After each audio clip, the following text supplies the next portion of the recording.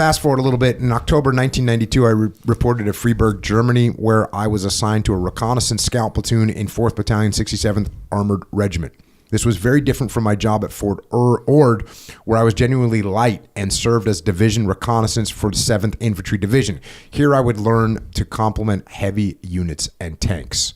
So this is how'd you like when you get to Germany when you show up there? Well, I loved it. One, I came away with a German wife. So for 30 years, it worked out perfect. So that's a win. Yes. And two, I've been fortunate, I'm sure we'll talk about it, but I've been fortunate as a 19 Delta Cavalry Scout. I have been blessed to have been light, heavy, helicopters, Bradleys, Humvees. I've seen the realm of what reconnaissance can do. So I wasn't just funneled in one area or became special in one area. I've seen the 360 of our job. So I was fortunate in that knowledge space. Heavy special, it's different. Yeah, it was interesting from my perspective. So for us, when I grew up in the SEAL teams, and for us, reconnaissance meant there's only one thing. When I thought of reconnaissance, I only thought of one thing, and that was a very small group of guys foot patrolling somewhere, very clandestine, and basically you're like hiding, and you're not going to be seen. And I remember the first time, it was actually with the 137, and we were going into South Central Ramadi, and they're like, yeah, we're going to do an armored reconnaissance. And I was kind of like, huh. I mean, I knew what it was just by the name, but I was like, that's a totally different viewpoint. Armored reconnaissance means we're going to drive tanks down there and look around and see what's going on. And it was very different from my idea. Correct. And what I liked about, the same thing. So I was in Freiburg supporting basically 137 or tank battalions is same thing. You're light, you're on foot, and you're going deep, but you're really exploring how can I effectively help armored battalions maneuver to effectively engage the enemy. So what are their axis of attacks that I can recon for them to set them in the best position to attack the enemy and defeat the enemy? And then what information can I give them in effect, or artillery? Mm-hmm. How can I affect the battle using artillery? So So are they training you to look for, here's this kind of terrain is a problem for tanks. This is absolutely. This is what they're training you for. Yeah, absolutely. So whether it's a route reconnaissance or area reconnaissance or a zone reconnaissance, where we're looking at 3 to 5 kilometers wide, going 10 to 15 kilometers deep as one platoon, and then looking at the entire terrain of how we can maneuver the battalion or the brigade behind us to come up to the enemy. And this is, I guess this is kind of after the Cold War, right? Because the wall's down in the 90s. And so but you guys, I'm sure, still had like this vision of fighting the Russians. Oh, you're absolutely fighting the Russian threat. So the 3x3x3, and yeah, you're absolutely.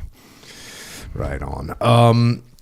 Fast forward a little bit, and again, get the book. The book it's got so many details I'm not going to cover. I'm going to read some high points of it, but the book is it's such the way you wrote it, it's like listening to somebody tell a really good long story. So get the book. Fast forward a little bit. That year was a good one, and we would end it with a bang. In July, I'd married my German wife, and we spent 3 weeks of our honeymoon traveling to see family in New Jersey and Florida. Our scout platoon was the best in Germany for the second straight year, and I had re-enlisted to spend 6 more years in the Army, with a picture of Elvis as the backdrop, as he had been stationed in Freiburg. The Army gave me a wife and a rent-free place to live, which is the housing area, and my leaders lived down the street. Life was good. It's like perfect. Can't go wrong. Living the dream. Fast forward a little bit. On December 01, the 1st of December 1994, a Thursday, I was officially promoted to sergeant by our battalion commander. So you're making rank too. Yeah, correct. Focused, working hard. Fast forward. Now we're getting into 1995. In fall of 1995, the former Yugoslavian country of Bosnia-Herzegovina was out of control, with 3 Bosnian groups fighting each other. The Dayton Peace Accord was drafted and implemented to stop the war and ensure peace. Our unit would be deployed with the mission to enforce the accord and allow people to put their war-torn country back together again. So this is like in the 90s, you're about to do something real, which is... Yeah, this would be my first major deployment coming up. Fast forward a little bit. We were nervous, but this was supposed to be a peacekeeping mission. The only threat discussed was thousands of mines in the country.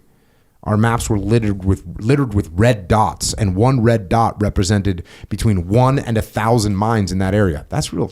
Yeah, that's a kind of widespread number there. Yeah, we don't really appreciate that kind of intel. One dot. Fast forward, we flew Sunday night, and executing the landing was pretty cool. The air crew had us mount the vehicles, so we were all in position when we landed. When we landed, the ramp lowered, the crews unleashed the tie downs, and we drove off. Within a few minutes, the plane was empty and turning around to take off again. You had to be pumped. How old were you at this point? 24? Yeah, if that. Yeah, and I was a sergeant leading my first crew of men.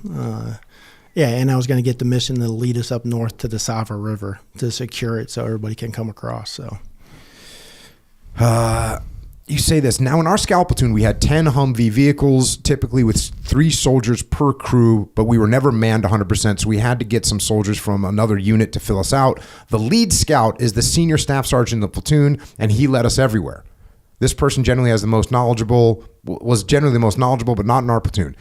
Staff Sergeant Heap was the most knowledgeable, and although junior in the rank of sergeant, I, quite frankly, was better scout than the other squad leaders. Together, my staff sergeant and I were a dynamic duo with great soldiers underneath us. Our lead scout was smart but quirky and absolutely could not handle stress.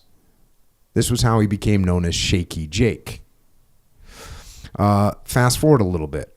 We eventually completed our mission to secure the south side, found and established a base camp, Camp Colt, escorted our battalion teammates down to Bosnia, and helped find and mark too many minefields to be comfortable with. It was draining. No showers either. We would heat a 50 cal ammo can full of water on our potbelly stoves and clean ourselves with a washcloth. It was cold, with about 2 to 3 feet of snow on the ground, which made mine detecting especially fun. Basically, it sucked. The stress was building and tempers grew short. Once a battalion was established at Camp Colt, they started implementing standard procedures for maintenance. We had grown accustomed to doing our own thing for the last month and a half, but now we would need to inspect our vehicles and request them to be dispatched for missions every 7 days. This is a horrible idea because we could be out on a mission for 7 to 10 days without warning. So this basically, you're getting put some admin requirements on top of you guys while you're in the field. And as I wrote it, I tried to write it as my mentality at that time. As you look back as a leader, there's lessons learned. Mm-hmm. So, but I tried to write as, that's me, cocky young man coming up. Yeah. But yes. Well, I forget who I originally learned this from, but I would say this all the time, the next echelon above us doesn't understand anything, which is a very common attitude to have. And if you can remember that that's the common attitude, it's like the people above us don't understand what's happening. Then you go, oh, wait. That's actually me. That's actually my problem. I don't understand what's happening. Yeah, correct. Shaky Jake didn't like it. It frustrated the crap out of him. During one down day with no scheduled missions, we started our dispatch procedures. The vehicles and maintenance tents were located on the flight line, and I just finished a mission brief for the following day and was heading to join my team. As I approached the maintenance tent, 2 or 3 soldiers jumped through the flaps. I heard screaming from inside, and being the idiot that I am, ran into the tent just in time.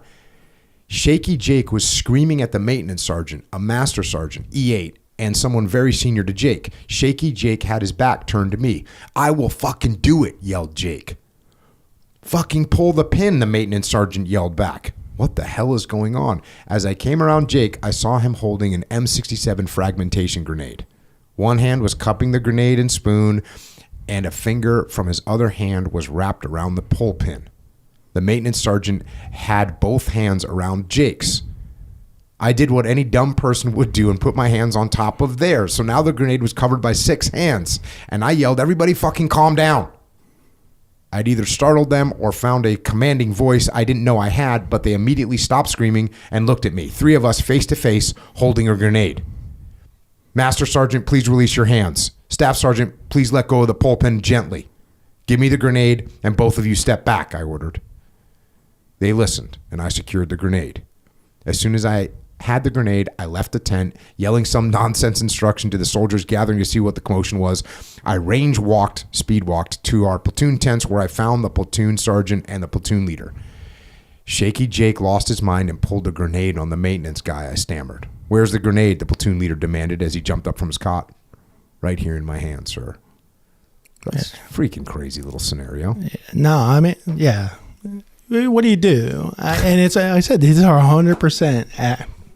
What do you do in those situations? And you come around and you see it like this. And next thing you know, I'm like that. And that mass sergeant wasn't playing around. And I'm looking, I'll say Jake. I'm looking at Jake. And I didn't understand what stress does to a person. You know, you can look back now and understand the situations we were in, you know, a few months into it. Like I said, no showers, barely any power, you know, you're mine sweeping 3 feet of snow looking for mines, and we're marking the minefields. You know, what it does, you don't know about finance problems, marriage problems. I don't know the minds of people at that time. And then 6 of us with hands on a grenade. What do you do? And I was a young Sergeant E5, promotable to a Staff Sergeant E6 and a Mass Sergeant E8. And I had no idea. All I said is, you know, you read it, get your hands off. And then next thing I know, I had the grenade. And then I didn't even check to make sure the pins were in or the clip was on. Next thing I know, I'm taking a grenade and just holding on to the spoon, you know. Ugh. So it was a bad situation, but, you know, I didn't understand stress at that time, what it does to a person. Yeah, and that's kind of the big lessons that you learn there. Yeah. Because this guy, you know, he was sent to mental health for a few days, which is called behavioral health now, but no investigation, no sworn statements, nothing. And a few days later, he comes back, and basically everyone acts like it didn't happen.